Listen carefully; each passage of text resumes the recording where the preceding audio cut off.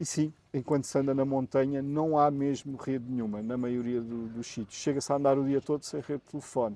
Uma das coisas que é mais importante e que a mim me fez falta foi os comprimidos para tratar a água, porque as fontes são duvidosas muitas vezes. Houve um sítio que foi logo para aí foi logo o segundo dia, digamos, estava numa zona sem rede, já há muitos quilómetros, foi na Serra de Cuenca, já a descer, inclusive o Ricardo Mendes fez lá um vídeo, eu parei no mesmo sítio, e é o sítio onde os animais vão beber água. A água sai lá por um tubo, fresquinha, mas fiquei assim na dúvida, então, mas é para os animais, quer dizer, entrei lá, saí da estrada, fui lá pelo campo, meti, a água estava fresquinha, meti os comprimidos e bebi aquela água, pronto.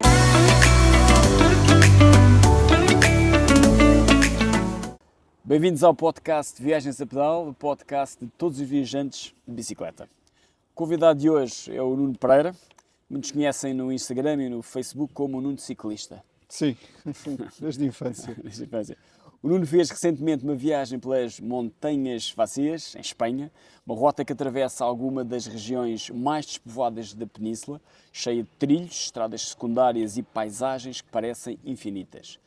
Hoje vamos falar sobre essa experiência, os desafios de pedalar por lugares tão remotos, o que se encontra quando quase não se encontra ninguém e o que se aprende quando se viaja num território de silêncio e autenticidade. Fiquem connosco para ouvir as suas odisseias e aproveitem já para subscrever o canal e ativar as notificações. Olá, Nuno.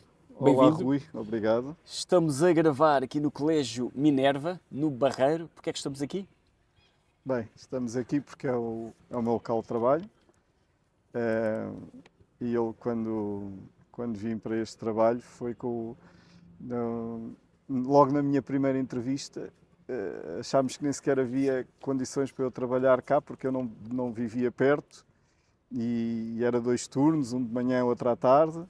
E depois, antes da entrevista terminar, eu disse: então, olha, pronto, se for para avançar, vamos criar aqui uma condição que é eu poder ter um sítio para guardar a minha bicicleta e para eu poder tomar banho, que é para poder, e assim, aquele espaço que havia entre um horário e outro, eu não tinha que me deslocar a casa, que era longe, e então acabei por ficar cá. Quando fiz agora, ou seja, este trabalho permite-me treinar ou pedalar um bocadinho, que eu preciso quase diariamente de o fazer, e permite-me ter um bom tempo para... Eu consigo ter mais do que um mês de férias nesta empresa, o que é ótimo para eu conseguir viajar, fazer as minhas viagens, para me organizar. Aliás, os meus patrões sabem muito bem que eu tenho estas loucuras e que saio e que volto e que, pronto, estão habituados. Então vamos saber mais sobre essas loucuras. Sim, e essencialmente escolhi aqui porque quando fiz as Montanhas Vazias e quando regressei, entrei agora na passada sexta-feira, não é? E de repente comecei a ser abordado por alguns pais, por alguns colegas de trabalho que me encontravam e que se cruzavam comigo e faziam-me perguntas. Já nem eu me lembrava que tinha ido viajar, feito a viagem, e não tinha percebido que tinha assim tido algum impacto a viagem que eu fiz nestas pessoas, nesta comunidade aqui do colégio, entre colegas, pais, alunos, e então achei interessante que era um bom sítio para fazer a entrevista. Foi por isso que escolhi este sítio. E qual é que é a tua primeira memória de uma bicicleta? A minha primeira memória de uma bicicleta, eu vou falar naquela que, quando comecei a andar de bicicleta a primeira vez, tinha 2 amigos, 2 vizinhos, 2 irmãos tinham uma bicicleta. A bicicleta era muito grande porque eles eram mais velhos do que eu, mas eu queria muito andar de bicicleta e eles lá me tentaram ensinar. Eu não conseguia porque era uma bicicleta grande, então um dia seguraram-me e eu comecei a dar aos pedais e eles disseram força, força, força. E eu, quando olhei para trás, eles já não estavam lá, eu estava sozinho a andar de bicicleta, claro, mais à frente caí para o lado. Depois é o processo Essa de é a voltar outra primeira. vez. Essa é a primeira. Depois é o processo de voltar a levantar, cair, levantar e Pronto, tentar de a novo. partir daí começou, mas era o grande desejo de aprender a andar de bicicleta e foi com esses vizinhos. E atualmente, já disseste um bocadinho, a bicicleta tu usa como meio para lazer, transporte também? Sim, espero no futuro conseguir fazer o máximo possível de bicicleta, mesmo a minha deslocação para o trabalho, que já o fiz em certas alturas, mas gostava de fazer mais. Gostava de fazer uma vida quase a 100% na bicicleta. Bicicleta. Um sonho. E viagens sem bicicleta? Quando é que recordas-te da primeira? Quando é que começaste a Eu, fazer como tenho viagens? visto as tuas entrevistas, sabia que essa Estas perguntas pergunta não saem sempre. ia surgir, eu tinha muitas ideias, foi-me surgindo, e só hoje de manhã é que veio a minha primeira grande viagem. A minha primeira grande viagem, eu fui criado pelos meus avós, e foi uma excursão, penso que, eu não me consigo recordar, mas serão uns 3 ou 4 dias, pelo norte do país, que antigamente não havia estas autoestradas, eu era pequeno, tinha 8 anos, e fui com os meus avós numa excursão e andei por Valença do Minho, por Ok. essas zonas, e adorei ver aquelas coisas, ver a região do Minho, nunca tinha visto. Os meus avós eram alentejanos, o máximo que eu ia era até ao Alentejo, ficava a 100 e poucos quilómetros de Lisboa, mas essa foi realmente a minha viagem maior nessa época. Ok. E qual é que foi a primeira viagem de bicicleta? A primeira viagem de bicicleta começou, como eu te disse, e algumas pessoas sabem, eu fiz ciclismo federado e ainda fui profissional, mas quando deixei a competição quis experimentar fazer uma viagem, porque via outros viajantes, e a minha primeira viagem na altura, vivia em Alverca, foi ir passar um fim de semana à Fonte da Telha.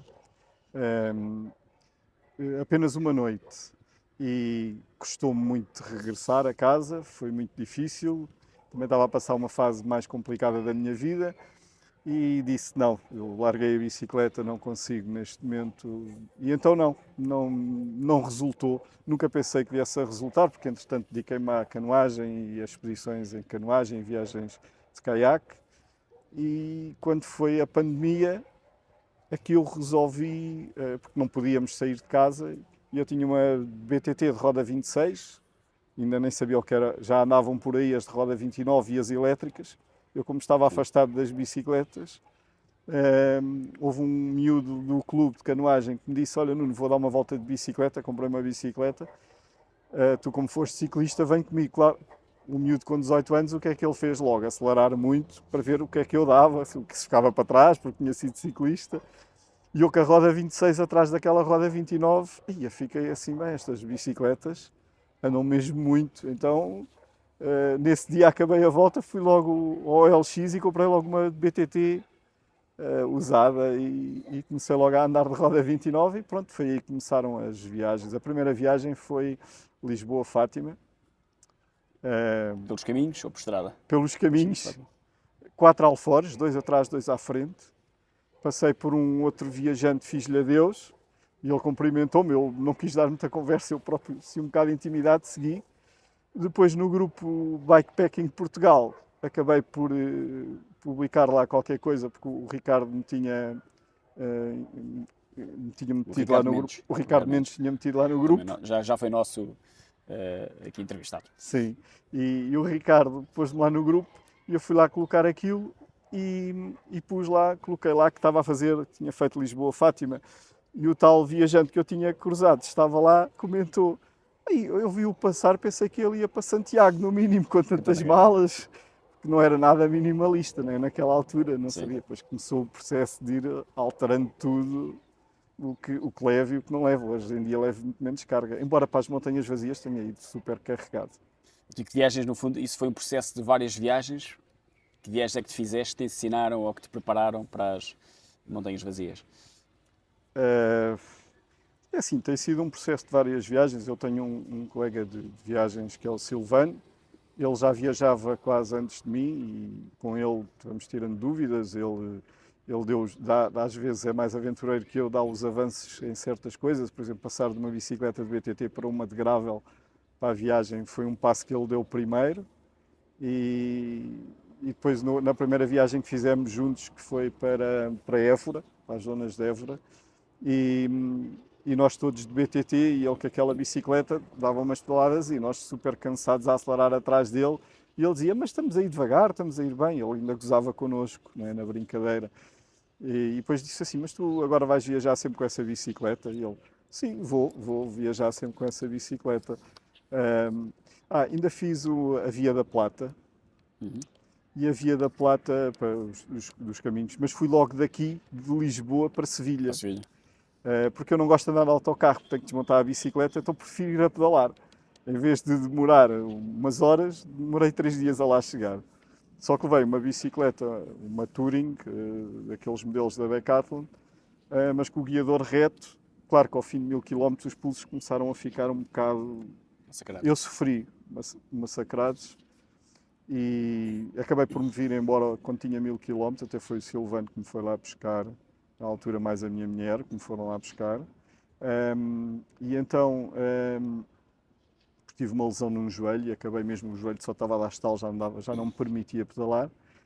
Foi umas correções que eu fiz ali na bicicleta e não correram bem. E então, quando vim dessa viagem, disse, não, vou modificar a bicicleta, vou pôr um guiador de gravel, até porque eu fazia estrada, Sim. e vou conseguir ter outras posições para ir mais confortável. E pronto, e foi aí que comecei. Mas eu acho que todas as viagens são uma evolução. Aliás, eu tenho 10 tendas, e quando vou para partir para uma viagem, se calhar ir a uma loja que inclusive eu já trabalhei lá, que é a UPIC, ainda antes de ir para as Montanhas Vazias, fui lá buscar os comprimidos para o tratamento de água, e estava lá mais uma tenda muito pequenina, ainda mais leve, mais compacta, eram mais 200 euros ou 200 e qualquer coisa euros, e assim, não posso, já tenho 10 tendas ou 11. E cada viagem, o problema é que aparece sempre isto, aparece sempre algo mais compacto, mais técnico, e o dinheiro não chega para tudo, não é? Muito bem, chegamos então às Montanhas Vazias. Primeiro, como é que surgiu a ideia? Foi nessa viagem que fiz pela Via da Plata, conheci 2 espanhóis que ainda hoje são grandes amigos, e um deles começou, Nuno, tu como andas muito bem, tens que ir fazer as Montanhas Vazias, como eu subia bem e tal. Sim. E ele levou o caminho, quase todos os dias que pedalámos juntos, a dizer, Nuno, tens que ir fazer as Montanhas Vazias e tal. E eu não fui ouvindo aquilo, mas nem fui dando assim muita importância. Só que depois, claro, com tantas vezes que ele insistiu, o Richie, começou-me a falar naquilo, eu não sabia o que era. Isto foi em 2019, salvo erro. E eu vim de lá e fui ver vídeos e fui ver o que era as Montanhas Vazias, e pensei, não, eu vou fazer as Montanhas Vazias. Só que andei desde 2000, pronto, isso foi 2019, o mais certo seria ir em 2020. Passou-se 2020, passou-se até agora, até acontecer. E este ano, mais uma vez, não ia acontecer. Não ia acontecer porque eu, por situações pessoais, tinha até saído aqui do colégio, tinha ido trabalhar para outra empresa, e estava há 4 meses numa outra empresa, num outro colégio, e tinha saudades de estar aqui. Tinha saudades deste colégio, deste ambiente, nós aqui somos uma família, e eu tinha saudades, tinha mesmo muitas saudades. E o outro colégio era bom, os patrões eram umas pessoas impecáveis, mas eu tinha saudades disto. E então eu não ia ter possibilidade, por causa da mudança, por causa do tempo de férias, não ia ter possibilidade de viajar. Então eu decidi, não, eu vou-me despedir, e vai ter que ser este ano. Não era uma altura que financeiramente me permitisse fazer uma viagem num outro estilo, de uma outra forma. E eu disse, eu para ir só há uma hipótese, eu vou ter que levar a tenda, eu vou ter que fazer uma viagem a gerir muito bem a verba, não é? A verba financeira que tinha, mas eu quero ir, porque senão é mais um ano. E eu sei que ou eu vou, ou se andar a adiar isto não é nada. Isto é o que todos fazemos. Eu conheço imensas pessoas que falam das minhas viagens dos caminhos de Santiago, e estão para ir, e estão para ir, e estão para ir, e nunca vão. Pronto. Há sempre algo. E eu sei que há sempre algo, vai haver sempre algo. Ou nós decidimos ir ou nós não vamos. Pronto. E eu decidi que tinha que ir. E então fui muito carregado, acho que não é a melhor maneira de fazer as Montanhas Vazias. Foi mais difícil por isso, mas o mais importante para mim é que fiz à minha maneira. Claro que se lá for outra vez, certamente não será da mesma maneira, ou até poderá ser, mas... E o que é para dar aqui uma dica, o que é muito, a quem nos está a ouvir, o que é ir muito carregado, e o que é que farias assim, diferente, para ser mais fácil? Por exemplo, eu fui tirando algumas dúvidas com o Ricardo Mendes, que é o único português que eu conheço que já lá tinha Fez, estado. sim. E, e Se houver mais algum português que tenha feito, escreva aí nos comentários. existe lá, Existe mais. existe. Pode ser. Fiquei a saber lá. E atualmente já houve, depois de mim, já tiveram lá Mais malta. um grupo de 2 ou 3 portugueses que eu vi no grupo. Mas eu só conhecia o Ricardo naquela altura. Depois lá em contacto com as pessoas nos pueblos, nos cafés e nos bares, soube que já lá passaram portugueses. Aliás, depois também me contactou um português a dizer que tinha saudades de lá estar, porque já lá esteve e que não vê a hora de lá voltar. Eu compreendo isso. Mas realmente é assim, as montanhas vazias não havia muita informação. E então eu tirei algumas dúvidas com o Arthur, da Oficina 35, em termos de equipamento, o que levar, bivac ou tenda. E o Arthur, verão, bivac, ele veio tenda. Mas pronto, precisei de pedir aquele conselho. E depois falei com o Ricardo Mendes, que na altura estava em viagem e adoentado, e estava assim quase, coitado, Para os nórdicos. estava-lhe a passar mal, e foi por mensagens, e ele deu-me uma dica que foi muito importante, que acho que isso temos que reforçar muito, foi cuidado com a água. E é realmente o grande cuidado que tem que se ter nas montanhas vazias, entre outros. E eu acho que o mais importante de estar contigo a ter esta conversa, que vai ser publicada, é realmente para outros viajantes que queiram ir, porque há coisas que devem ter em conta. As montanhas vazias acho que é fazível para qualquer pessoa, mas é para qualquer pessoa que se dedique, não é pegar numa bicicleta e ir. Tudo bem, eu sei que eu tive conhecimento que há lá estrangeiros a fazer 40 km por dia. Pronto, se a pessoa tiver tempo para lá estar, nem que seja a pé com a bicicleta à mão, faz, mas há uma das subidas que são 42 km, a subida de Javalendo. Logo aí, quem não gostar de subidas, se calhar não é a melhor rota para ir fazer, não é? Porque nós, o que vemos nas publicações, nós vemos no grupo das Montanhas Vazias, é que aquilo é um mundo maravilhoso, é tudo muito bonito, paisagens espetaculares, é uma viagem encantadora, é realmente, mas depois tem os perigos da água, tem os perigos do isolamento, porque se fica realmente muito isolado. Aliás, tu disseste no início que é a zona mais desertificada da Península Ibérica, e eu tive conhecimento depois que houve uma pessoa que seguiu toda a minha viagem, que me contactou e que me disse: não é a zona mais desertificada da Península Ibérica, é a zona mais desertificada de toda a Europa. Não sei se é se não, certo. mas foi o que me comunicaram. Ok. Esse é o principal desafio, é esse isolamento e também o calor. Tu foste em que altura do ano? Foste no verão, não é? Não, para as montanhas eu fui na altura do verão, fui em agosto, eu gosto do calor.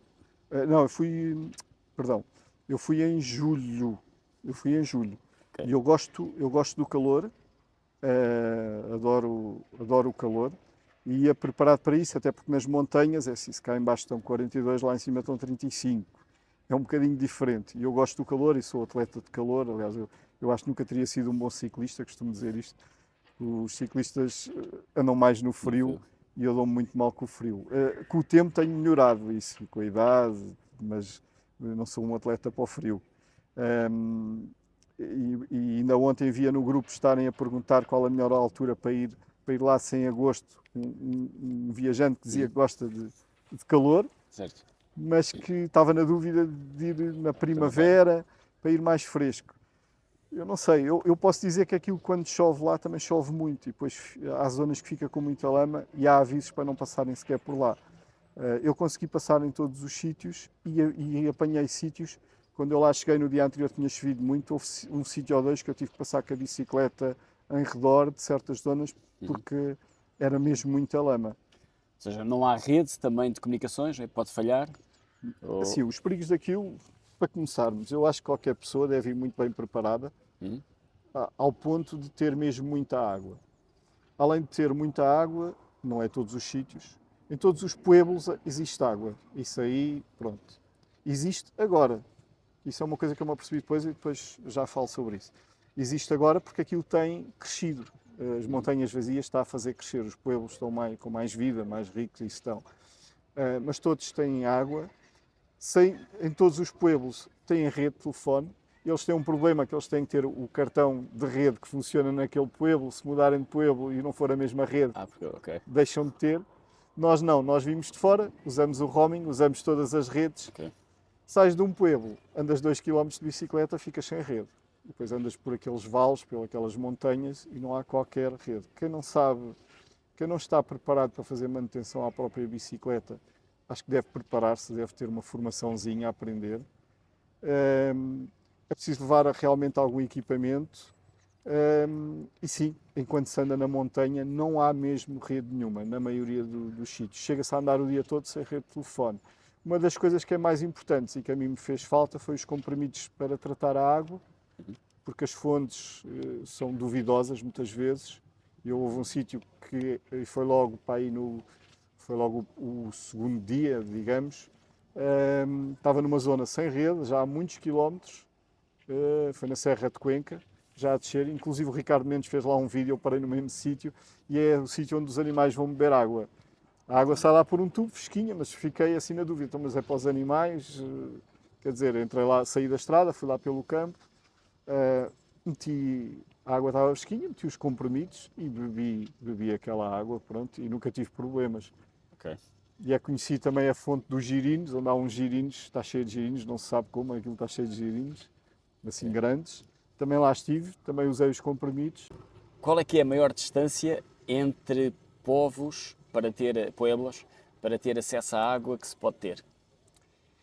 É assim, eu penso que a maior rondará dos 70 a 80 quilómetros. Mas Sim. com o calor, e eu posso te dar o exemplo de Javalembre, sobes a montanha, são 42 quilómetros. Existe uma fonte fora do percurso, onde eu inclusive tive que dar apoio a um espanhol, que estava em dificuldade. Quando sais do percurso estás numa inclinação de 18%, dependente a 18%. Não te apetece desviar para lado nenhum. Eu encontrei, esse espanhol tinha saído uma hora antes de mim, da mesma povoação, e eu encontrei-o, ele ia numa bicicleta de BTT, um pouco mais lento, e ele disse que já não tinha água e estava um bocado a sofrer com o calor. E eu disse, pois, mas vamos ter que arranjar água. E eu, por acaso, tinha marcado o manual de PDF que o Ernesto Pastor, o dinamizador das montanhas vazias, criou. Nesse aspecto está bem feito. Existe, nesse percurso existe apenas uma única fonte, que por acaso tinha água, porque de verão também existe o fator chegar lá e a fonte não ter água. Ok. Pronto. Portanto, é preciso ter atenção nisso. E eu tive que desviar nessa subida. Eu disse-lhe, olha, vais seguir em frente, vais seguir, continuas o teu caminho que eu vou buscar água para nós, e vais andando, porque é que eu pensei que se ele ficasse ali parado, ele não tinha forças para ir buscar água. E queria continuar o caminho, que ainda era pior. Eu disse, então vais seguir o caminho nas tuas calmas, que eu já te encontro, eu vou buscar água para nós. Também apareceu uns outros espanhóis que estavam, um grupo de 6 espanhóis que estavam a fazer a viagem, mas que sem qualquer tipo de bagagem, era só a bicicleta e tinham um carro de apoio, que por acaso acabaram também por ser uma boa salvação. Isto porquê? Porque eu fui buscar essa água, trouxe uma garrafa de água de 1,5 litro para esse espanhol que era o Tony, e trouxe para mim, e os restantes quilómetros que faltavam, nós pensávamos, são 4 ou 5 e está tudo bem, isto vai correr bem. A questão é que não foram 4 ou 5, foram 7. Esgotámos toda a água novamente e tudo bem que depois era a descer e eram apenas 20 e tal quilómetros para o outro lado, mas ia ser uma descida sem água. É uma descida rápida, por acaso não tem nada a ver com a subida. Mas no topo da montanha estava o carro de apoio desse grupo que estavam só com as bicicletas, que não levavam bagagem, e ele teve conhecimento que nós estávamos para trás e que havia um que tinha tido dificuldade, e disse ao grupo deles, olha, vocês sigam, eu sou um homem da montanha, ele vive nas montanhas, lá para o País Basco, eu sou um homem das montanhas e nas montanhas não se deixa ninguém para trás, porque senão isto não vai, na montanha, não na neve, né? Sim. Mas nesta situação não se vai deixar ninguém para trás, porque senão isto pode correr mal. E eu, quando lá cheguei, já tinha um furo que eu tinha reparado com um tubeless que estava a perder, estava com uma fuga, já tinha gasto os taques, eles na carrinha tinham tudo e mais alguma coisa, desde líquido, desde taques. Eu reparei a minha roda, deram-me mais equipamento e foi ótimo. E eu fui preparado para isso. E agora imagina-se quem não vai preparado para lá, que acha que é só ir, acho que não é bem só ir. Ok, portanto é preciso muita atenção à água. Aliás, eu até queria dizer uma coisa, que é, eu seguia na altura, antes de partir, e foi um bocado incentivo para mim ir, foi aquele rapaz que faz, eu não sei o nome dele, o Vagamundo, que faz Manuel aquela Montes. viagem, Manuel Montes. Estava a segui-lo, ele foi um bocado uma influência para eu ir, que eu estava ali um bocado com as dúvidas, e assim, epá, se ele anda aqui em climas de guerra, eu acho que quando se vai para as montanhas vazias, as pessoas pensam que estão dentro da Europa e que há água por todo lado, mesmo estando lá a dizer pronto, cuidado com a água, acho que não chega, acho que é preciso ter que haver um alerta maior. Porque depois ficava, que veja as reportagens dele e vem alguém que lhe dá água. Eu penso assim, epá, afinal no deserto, que É mais não há fácil. água, é mais fácil ele arranjar água do que nas montanhas vazias. E acho que às vezes é um bocadinho. Não me querendo fazer de especial ou de passei por mais Ok. dificuldade, mas é realmente isso. Acho que é preciso ter esse alerta. Ok, muito bem. E o terreno, como é que é? Ou seja, vai variando, imagina, são quantos quilómetros é que são? 680. Ok. E usaste, qual é que foi a fonte principal de procura? É o site das Montanhas Vazias? O site, Sim, sim, o site mesmo das Montanhas Vazias. Usei mesmo de todo o percurso. Fiz apenas um desvio de 30 e tal quilómetros onde não estive no percurso. Todo o percurso filo. Até porque existe uma situação, e acho que até o próprio Ricardo Mendes, isto sem estar a rebaixar aquilo que ele fez, não é? Mas acho que quando se desce, a subida de Javalembre são 42 quilómetros e depois desce 20 e tal, e o que é que acontece? Estamos a 20 e tal quilómetros do ponto de partida, que é Teruel, das Montanhas Vazias. E a Serra de Godar fica para o lado oposto, ou seja, é como se fosse andar para trás. E são Sim. 160 quilómetros, vai-se a 2040 metros de altitude. E o que é que a maioria faz? Chega ali, vira à esquerda e termina, e não faz a Serra de Godar. Normalmente, a maioria das pessoas faz Albarracino, faz o Rio Tejo, faz Cuenca e não faz Godar. É o normal que acontece. Quando eu acho que Godar, e deixo este alerta, vale a pena ser feito. É realmente, é outra paisagem, é diferente, é mais verde que, por exemplo, Javalembre é seco, a partir de uma certa altura não há nada, é pedra e não há árvores, não há nada, porque é uma grande altitude também. São serras sempre distintas, vale a pena fazê-las todas. Ok. Então, voltando ali atrás ao o terreno, como é que é o terreno? Vai variando?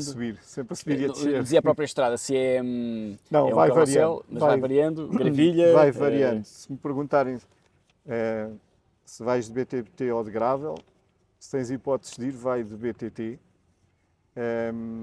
E principalmente porque se começas lá o percurso. Eu saí de Madrid, fui a pedalar quando cheguei às Montanhas Vazias, já tinha 200 km. Não fui começar, fiz a volta completa, mas não comecei onde normalmente é a capital das Montanhas Vazias, que é Teruel. Comecei do lado oposto porque estava perto de Madrid. Não ia deslocar-me a Teruel, depois fazer a volta, depois de cá para cá, andava a passar nos mesmos sítios várias vezes. Bem, e então eu comecei em Aljucene, por isso, e depois fiz a volta completa a partir daí. Assim, há dias que é muito gravel, o caminho do Tejo é o único dia que se desce mais do que se sobe, mas depois todo o resto é a subida. Há dias que é muito. É zonas, pronto. Durante o dia apanhas de tudo. Dá para fazer de gravel? Dá.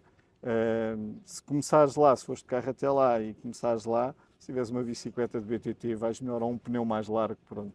Um pneu 2 ponto qualquer coisa por aí afora. Então, e a parte, agora as partes, a dureza, as paisagens, porque é que é tão espetacular? Porque é que toda a gente diz que é maravilhoso? Há paisagens que são únicas, há paisagens que parece que estamos lá nos Estados Unidos, naqueles vales, realmente, não há vídeos que traga aquela imagem para cá. Para se ver aquilo tem que se ir lá, tem que se presenciar e não é diferente, é algo, nós estamos no alto de uma montanha a 1700 metros de altitude e tem um planalto, não é como na Serra da Estrela que nós subimos, tem lá aquele alto e descemos, não, lá estamos a 1700, 1800 metros e andamos em planaltos, no meio das árvores, no meio dos animais, veados a toda a hora. Eu não consegui fotografar nenhum porque eles são muito rápidos, mas inclusive numa descida ia batendo num. Ele atravessou-se à minha frente. Ou seja, e todo tipo de bicharada? Veados de maiores cavalos? Ou quê? O cavalo, tive um confronto com um cavalo, ainda bem que falaste nisso, não sei se viste essa parte em fotos ou vídeo.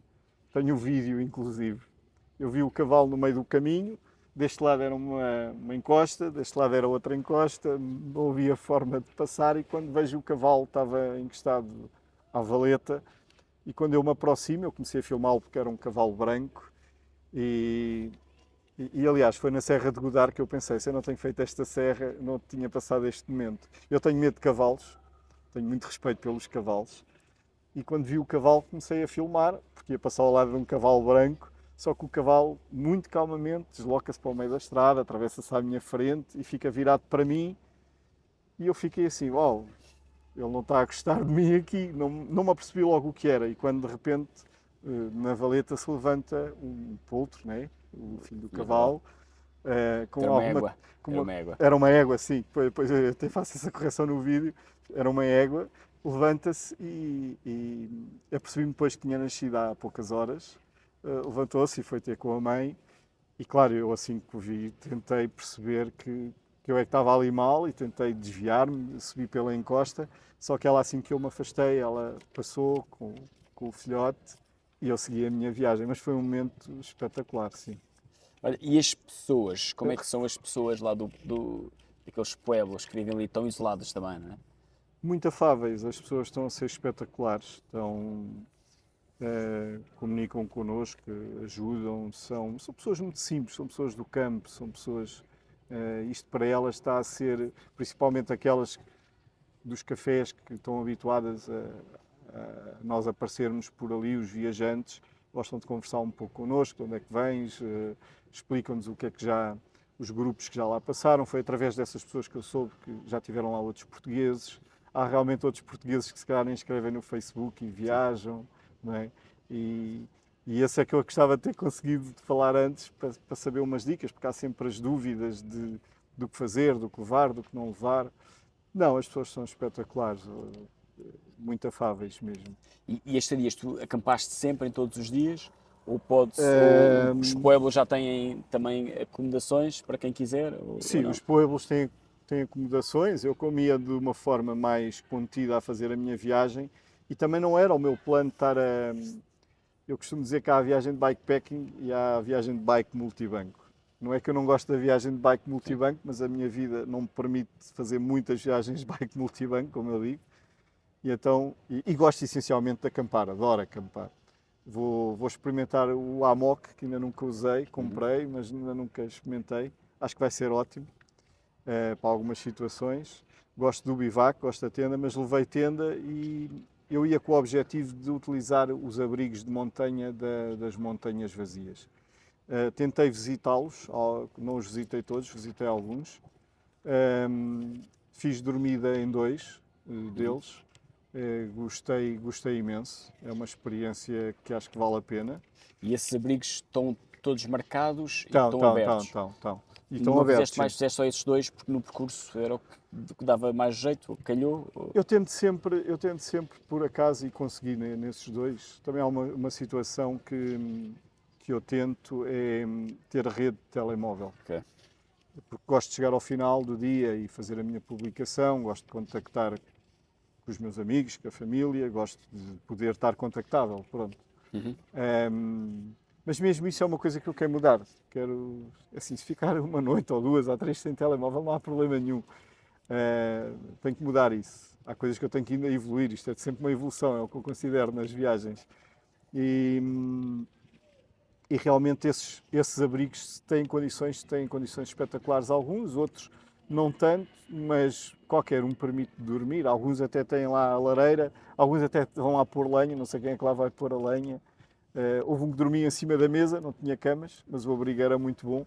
Okay. E a mesa era muito grande, eu pus o colchão e o saco de cama e dormi lá. O outro tinha mesmo camas, tinha tudo, a bem dizer. Apanhei o outro na Serra de Cuenca, que é na descida, que tinha até alguns garrafões de água, só que cheiravam muito a detergente, eu não consegui, e estava quase a ficar sem água, eu não consegui usar aquela água, tive medo de ficar com má disposição.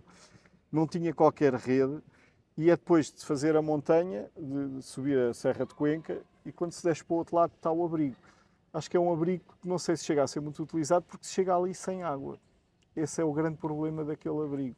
E não há um poço ao pé que está vedado e eu tentei olhar lá para dentro se a água era boa ou não e não me pareceu que fosse mesmo boa. Pronto. E ali é a grande dificuldade. Não sei se existe tanta gente a utilizar aquele abrigo por isso. Mas há abrigos mesmo muito bons, são espetaculares. Okay. E o resto acampaste em locais onde Onde calhava. calhava? Eu sou um bocado, não diria medroso, por acaso ouvi a entrevista da Tânia e ela a dizer dos faróis do carro e eu sei o que é aquela sensação de estarmos dentro da tenda e é que me basta uma folha de árvore mexer e parece um barulho às 4 da manhã, que parece um barulho enorme. E o que é que está aqui alguém, não é? Se há um galho que se mexe com o vento no chão, parece que alguém está a caminhar ao lado da tenda e isso assusta. Depois tenho que fazer como ela disse, de vez em quando, pá, desliga, dorme, esquece, não é? É um bocado isso. Mas eu já fui apedrejar dentro de uma tenda há uns anos. Em 2010 fui apedrejar dentro de uma tenda e podia ter corrido muito mal porque uma das pedras foi assim, partiu a tenda toda. Só não nos acertou, éramos eu e um companheiro e por isso tenho esses receios também. Mas sim, o resto dormi, paguei apenas uma noite num sítio para ficar, paguei 25 euros, porque comi lá também e fiquei lá. Todas as outras noites, foi 2 em abrigo e as outras foi tudo em tenda, sempre. Sim, para mim é a minha preferência, só que a tenda pesa 1 kg e tal ou 2 kg, no meio de 30. E mais a comida ias cozinhando também? Ou... Também ia, mas levei comidas hidrofilizadas, veio umas massas, desisti logo das massas, demoram imenso tempo a cozer e não sei o quê, e gasta muito gás. Não, disse logo isto não, esquece, não é opção. Outras vezes ia a mercearias, comprava aquelas latas de comida, almôndegas com ervilhas, e isso é uma das que me lembro. Mas essencialmente eu como muitos bocadilhos em Espanha. Sim. Isto é uma coisa que eu gosto muito, é de viajar por Espanha. Sou crítica a isso, porque acho que nós vamos para fora e não conhecemos bem o nosso país. Há aqui rotas para fazer, que agora devem estar um bocado destruídas com os incêndios. Sim. E então, sou um bocado crítico, mas depois eu viajo para a Espanha. Viajo para a Espanha porque eu se calhar pago o mesmo que pago aqui por uma Santos de fiambre, Sim. por um bocadilho que é muito bem servido, com rodelas de tomate, com atum, com... E ainda traz a cerveja. Sim. E o bocadilho que para eles é um lanche à tarde, eu como aquilo, nem tenho vontade de jantar, não é? E gosto da língua, gosto das pessoas. Eu já tive para ir trabalhar para a Espanha, eu adoro Espanha, sou assim um bocado... Então se tivesses que convencer, se é que ainda há pessoas que não estão ainda convencidas, alguém a ir fazer esta rota, o que é que tu dirias? Assim, eu acho que quem pensa ir, é como aos Caminhos de Santiago, que vá o mais depressa possível. Que não crie problemas na cabeça, que por mais que eles sejam. Eu fico disponível para alguém que me contacte poder ajudar, mas cada pessoa tem a sua forma de viajar, não é? Cada um, eu acho que o essencial é ir e que deve ir. Eu acho que se vai sem preparação, mas tem tempo para lá andar, há de fazer. Não demora uma semana ou 2, demora um mês, não interessa. E essencialmente, cada um deve fazer à sua maneira, não sei, é óbvio. Eu gostava de lá voltar com uma das minhas bicicletas de gravel, só com um saquinho com a roupa e com o multibanco, confesso. E comer nos restaurantes e dormir por onde me apetecia. Isto para quê? Para poder usufruir de uma outra forma também. Mas também lá está, quem vai carregado como eu fui, com todo o equipamento, também usufrui de outra forma. Pronto, todas são válidas, não é? Sobre as montanhas vazias, mais alguma coisa que gostasses de falar ou que não? Não, eu reforço mesmo a situação de muita água, essa reforço. Ler muito bem o manual do PDF do organizador do Ernesto Pastor, ler muito bem, eu acho que é essencial. Isto por causa da água. Okay. Eu sei que os viajantes partem sem projetos, sem planos, mas eu acho que vale a pena fazer, porque é muita montanha e muito calor e precaver muito bem a água. De resto é ir. E saberem um bocadinho de manutenção, trocar as pastilhas antes de ir, porque aquilo, eu pus pastilhas novas e cheguei a ter medo, porque são horas a descer, horas a subir, pronto, os travões usa-se muito, fazer uma pequena manutenção. O Arthur foi logo, vai, deixa, está bom. E eu assim, Eu meti uma corrente nova, meti umas pastilhas novas, Sim, preferi. é a coisa. Muito bem. Agora aqui algumas perguntas genéricas que costumamos fazer para conhecer aqui um bocadinho melhor o nosso convidado, aqui o Nuno, que era: o que é que tem mudado em ti com as viagens de bicicleta? Olha, eu era uma pessoa muito mais nervosa, muito mais em momentos de stress, em momentos complicados. Era uma pessoa que se estressava mais, que me enervava mais. Hoje consigo manter uma calma muito grande, ao ponto de às vezes as pessoas estarem ao meu lado e até ficarem nervosas de eu estar tão calmo numa situação que, pronto. E eu cada vez mais eu assumi duas coisas que para mim. Uma é que é trabalhar neste colégio, que é para poder viajar. E outra é poder querer ir viajar, porque me traz essa tranquilidade para eu poder todos os anos estar mais um ano com a minha tranquilidade presente ao pé dos estudantes, das crianças, porque acho que é muito importante e necessário. E para a minha vida pessoal também. Isso é o mais importante que eu trago das viagens. Aprender a estar sozinho também. Eu gosto de viajar sozinho. Não quer dizer que um bom companheiro não seja bom. E, por exemplo, o Silvano é um excelente companheiro. Nos caminhos de Santiago, disse-lhe uma vez que não preferi ir sozinho do que com ele. Parece que ficou assim um bocadinho ofendido. Ele acho que vai ver isto. Mas ficou assim um bocadinho. Mas eu adoro viajar com ele e nas montanhas vazias adorava que ele tivesse ido comigo. Não foi. Isso é uma das coisas que as pessoas me dizem: epá, mas tu és maluco, tens que ir com alguém. Mas, está bem, e há outro maluco para ir comigo. Exato. A questão é essa, com o mesmo tempo que eu, com a mesma data, que viaja da mesma forma que eu. Eu tinha um amigo que me tinha dito que gostava de ir e disse-me logo: epá, mas há uma coisa, eu tenho medo dos bichos e dormir no campo. Estás excluído. É, Nós somos a nossa melhor companhia, não é? É isso que eu tenho aprendido nas minhas viagens, essencialmente isso. Ainda tenho que melhorar muita coisa. Olha, tenho que melhorar, eu acho que ao fim de. Quando começa ali a vir passado 2 semanas, eu tenho ainda tendência a começar a acelerar, parece que a querer ver o fim à viagem. Adoro ver as viagens daquelas pessoas que estão meses fora, anos. Adoro ver aquilo. E depois eu fico assim, adorava poder fazer isto. Embora seja aquele viajante que gosta de ir um mês e tal, e regressar. Mais do que isso, acho que para mim não sou esse viajante. Não posso querer ter esse mérito quando não é o meu estilo. Mas mesmo assim, ao fim de 15 dias, eu começo a achar que ainda meto ali uma pressão em mim próprio. Dou por mim a meter essa pressão. Aliás, eu às vezes vou a pedalar e já vou a fazer um ritmo mais alto, já vou a acelerar e penso assim: o que é que eu estou a fazer? Abrando, não vale a pena. Eu, em vez de pedalar 7 horas este dia, pedalo 8 ou 9, não interessa. Mas tenho que aproveitar a paisagem, aproveitar os sítios, tirar umas fotos, parar. Tantas vezes que eu já tive aquela. E eu paro para tirar fotos, mas já tive aquela situação, olhei quando ia a passar e um bom sítio para uma foto. E depois vou 1 quilómetro ou 2 a pensar que ia ter tirado a foto e não parei para tirar.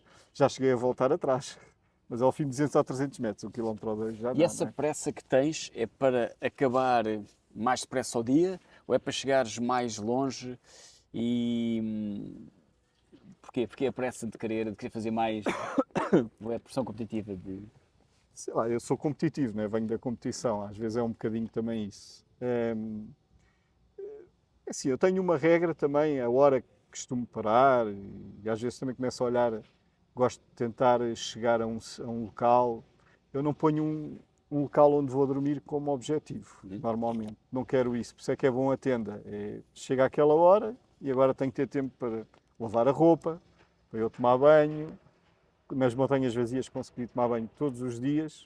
Havia rios ou riachos? Sim, chegou a ser com o tacho. O rio só tinha água Ah, um palmo de altura e com o tacho de cozinhar, porque já tinha estragado o meu chuveiro, que eu tinha um chuveiro portátil, de 10 litros, só que ele estragou-se. O chuveiro estragou-se e nessa noite teve que ser com o tacho. Aliás, foi nessa noite que estragou o chuveiro, estava a pendurá-lo, ele caiu, partiu-se a base do chuveirinho, e então não houve hipótese, teve mesmo que... mas e essa pressa, volto só pegando outra vez aí nesse tema da pressa, que é sempre um tema que eu ando também a tentar perceber, e achas que tens vindo a melhorar ou continuas a melhorar? Se é que é Melhorei, melhorar, se é que é melhorar, se melhorei, isso é melhorar, não é? melhorei nas montanhas vazias, mas também houve uma situação, né? As montanhas vazias acabou por não ser só as montanhas vazias, que depois eu Tu fizeste mais um continuei bocado. pelo caminho do Rio Tejo desde a nascente, que faz parte também das montanhas vazias, mas a uma certa altura eu abandono as montanhas vazias, que foram concluídas, e continuo viagem pelos caminhos Tejo, não é? do Tejo.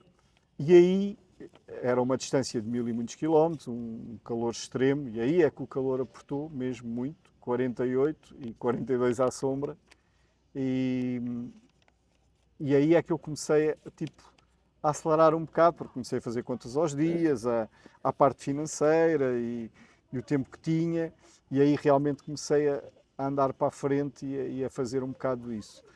Não sei, mas ainda há qualquer coisa em mim que chega ali a uma certa altura que ainda tenho que. E eu tenho que aprender a fazer o último dia ou os últimos dias da mesma forma que faço os primeiros. Ainda é um processo que eu tenho que ir.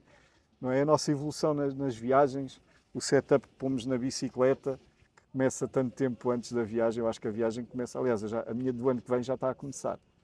Ahm, Já vamos saber qual é que é no fim do episódio, talvez. talvez. Pronto, mas hum,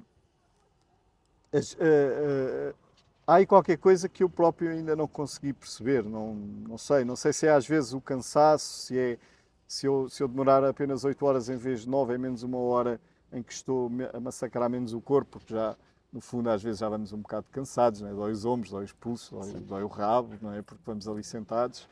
Não sei.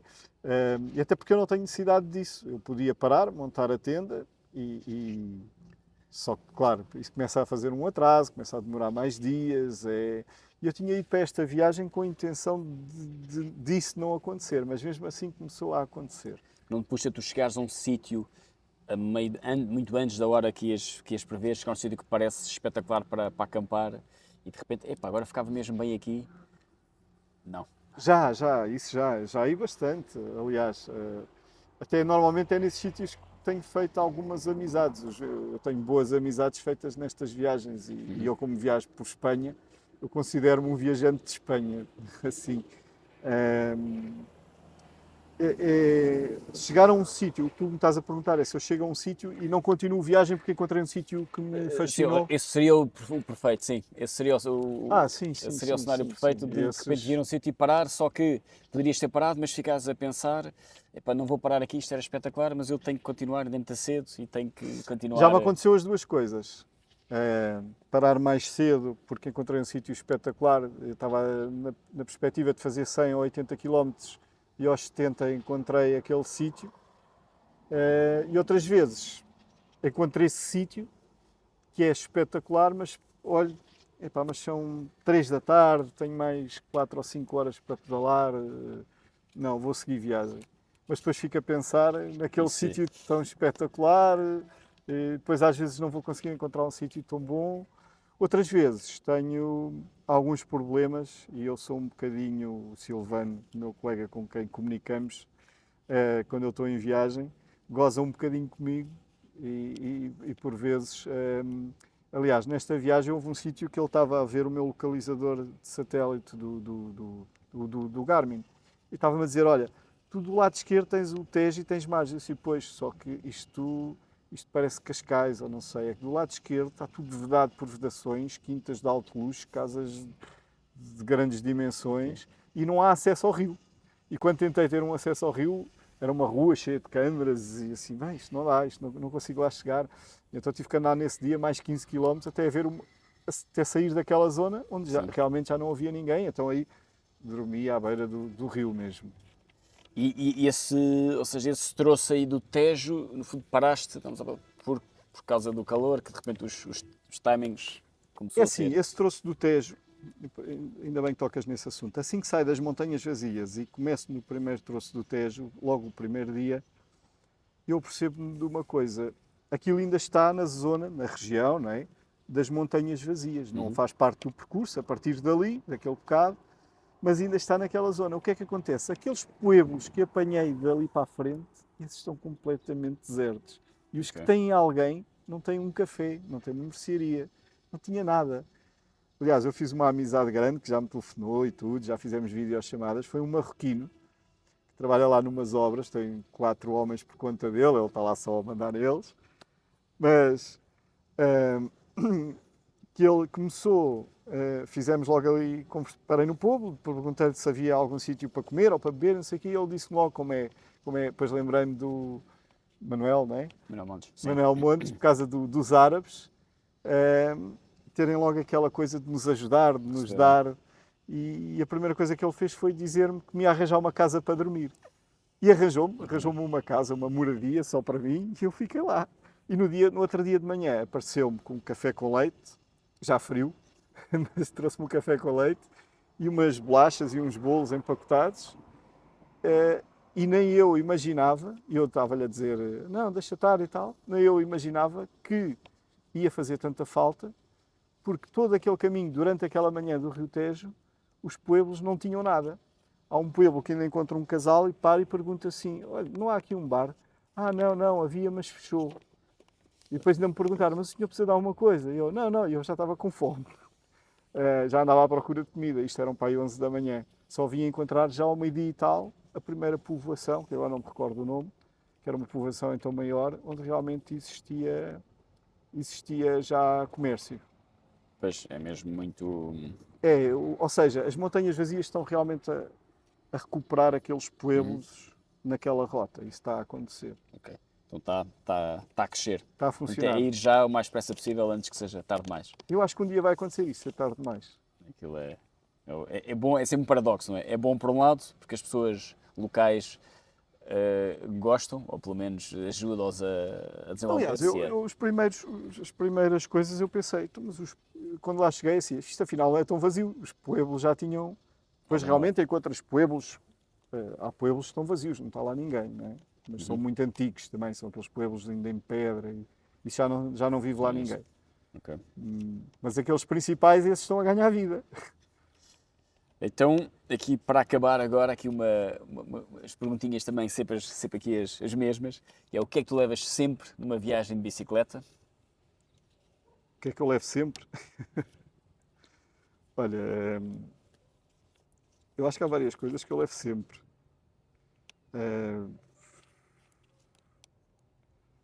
Não sei, levo sempre um powerbank, porque eu acho que ainda não aprendi a ficar Desconectado. Isso. desconectado, sim. E acho que essa eu tenho que aprender um bocado. Tenho que desconectar ainda mais. Não me estou assim a recordar de uma coisa, Já é uma boa. um repelente de insetos tenho levado sempre, só nas montanhas vazias é E que funciona? nas montanhas vazias funcionou e recomendo mesmo. Eu tenho uma péssima, eu também sofro do mesmo, mas tenho experimentado várias marcas e vários e acho que aquilo quando estás em sítios perto de rios ou isolados As cheios de melgas. mosquitos, é levar ou não levar, acho que é quase igual. Há um sítio em Valência que não funciona de certeza, que é conhecido mundialmente por um sítio que é mesmo quando o sol se põe, esqueça, é impossível. Eu já experimentei vários pontos do mundo que vou de bicicleta, pá, que eu bem que me besumo todo, mas sou sempre atacado Então, eu por por uma acaso, bicharada. nas Funcionou. montanhas vazias fez-me falta, até porque há umas moscas que eu explico, falei lá com algumas pessoas e disse, epá, estas moscas picam. Eles disseram, não picam, elas mordem-nos mesmo. E são horríveis. Eu vim de lá cheio de comichões, Pois. andei para aí quase uma Bem semana ou que não duas sou a aquela comichão. coçar-me. Foi assim uma sensação um bocado. Ok. Então, e o que é para ti um bom dia de viagem de bicicleta? Olha, conhecer pessoas, essencialmente, adoro. Adoro conhecer pessoas, fazer amizades, adoro fazer subidas. Eu vi que o Arthur também disse isso, adoro, preferir as montanhas vazias. Há pessoas que gostam dessas coisas, fazer subidas. Eu Muito bem. gosto. Mas gosto essencialmente, olha, já tive aqueles dias, acho isto espetacular, aqueles dias que acordo talvez mais depressivo, não digo depressivo, mas mais ou menos alegre, que não me apetece quase pedalar e que vou ali e depois acaba por ser um dia espetacular porque vejo excelentes paisagens, porque... Mas olha, gosto essencialmente, há uma coisa que eu gosto, ter um dia bom, e um dia bom é pedalar e correr bem, sem avarias, sem quedas, eu por acaso não caio muito. E essencialmente o que eu acho ótimo é muito facilmente arranjar um bom sítio, isto é das coisas que eu mais gosto, arranjar um bom sítio para ficar, independentemente de como vou ficar, mas que seja uma forma fácil. Pronto. Chegar ali, se tenho sei lá, um planalto excelente para acampar, que tenho uma fonte ao pé, que tenho, sei lá, quando acontece isso, que tenho rede no telemóvel, confesso. Quando tenho esses sítios e que sinto que vou estar ali tranquilo e que ninguém me vai chatear, adoro isso. É uma sensação que eu... Então, e se pudesses reviver um dos teus muitos dias de viagem, para qual é que voltarias? Se pudesse ir repeti-lo, Assim, olha, um dia. então Não é? estás a dar uma excelente pergunta, porque é assim, já vá lembro, nas Montanhas Vazias, foi durante muitos anos essa pergunta iria para um vale que existe, que é o Vale Porquinhas, ali na rota histórica. Vale históricas. Não, na rota histórica que vai desde Santiago do Cacém para Sagres. A histórica, não é dos pescadores.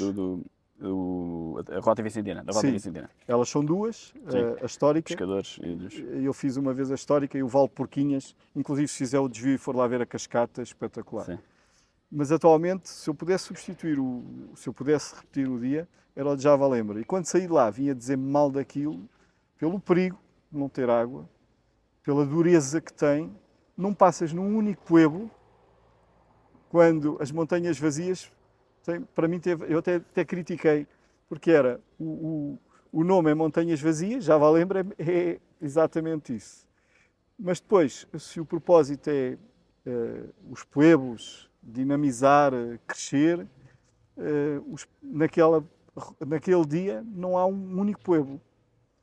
E eu fiquei um bocado crítico àquilo, porque não é qualquer pessoa que tem condições para ir subir aquilo. Quer dizer, todos podem subir, né? Mais devagar, demorar mais tempo. Acho que já houve pessoas que demoraram 10 ou 12 horas, foi o que me disseram. Eu não me recordo quantas horas demorei. Penso que umas 6, 5 e tal, não sei. Não sei precisar agora. Mas fui muito crítico nos primeiros dias e agora adorava, porque acho que é uma superação subir aquilo. Acho que é uma subida fantástica, acho que é a dureza.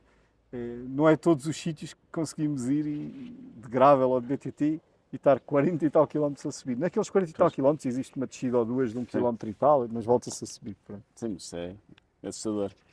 E qual é que é então a próxima viagem que tens aí planeada? O engraçado é que há poucos dias eu já tinha tido essa. Eu tenho um leque, vou começar antes assim, eu tenho um leque de umas 7, 8 viagens definidas até aos meus 60 anos, tenho 50. Okay. Elas vão crescer. Aliás, assim que cheguei das Montanhas Vazias, assim que cheguei a Portugal, nas redes sociais encontrei uma nova rota que há em Espanha, em Madrid. Chama-se La Princesa. Tive para pegar em mim, já lá ter ido, e foi por pouco que não fui, e custa-me imenso não ter ido, mas hei de lá voltar, hei de lá ir fazê-la. Essa é uma das que quero fazer.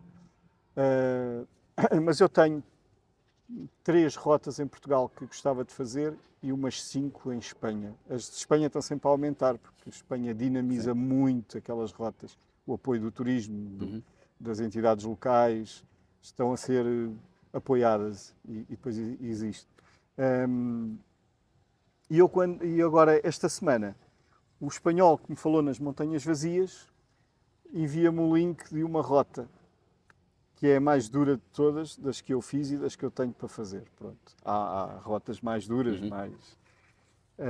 que é a Transandaluz. Transandaluz. Eu já a tive gravada e na altura disse assim, não, eu vou apagar isto, que isto é duro demais. Eu estou em dúvidas, mas aponto para a Transandaluz, porque acho que é muito dura, pelo que eu tive a ver, é mesmo muito dura. Essa então é que tem mesmo muita subida, deixa as Montanhas Vazias muito ainda para trás, ainda se sobe muito mais. Ou a Ruta del Cid.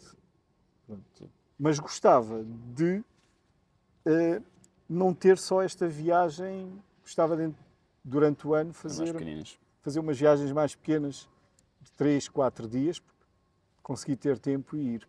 Há muita coisa em Portugal para fazer. Em Portugal, eu, aliás, este fim de semana, agora a seguir, vou fazer algo que já fiz, que é fazer a ecopista do Voga e do Dão. Sim. Já fiz, mas quero ir fazer de novo. Apetece-me ir. Ok, muito bem. Ok, muito obrigado, Nuno, pela tua partilha. Obrigado, eu, Rui. Foi extraordinário. Leiam a sinopse do episódio, onde vamos meter todas as informações, o site sobre as montanhas vazias aqui todos os links para as tuas redes sociais. Para quem quiser fazer a viagem, se gostou e se inspirou aqui no testemunho que o Nuno nos deixou. Se gostarem, partilhem com os vossos amigos, subscrevam o canal Viagens a Pedal, ativem as notificações para saber quando saem novos episódios, classifiquem com 5 estrelas de preferência e façam os vossos comentários em qualquer uma das plataformas que nós temos, do podcast, do YouTube, etc. Se não gostarem, já sabem, partilhem com os vossos inimigos. Até o próximo episódio e boas experiências. Obrigado, Nuno. Foi muito fixe, pá. Gostei. Obrigado. Eu estou cheio de vontade.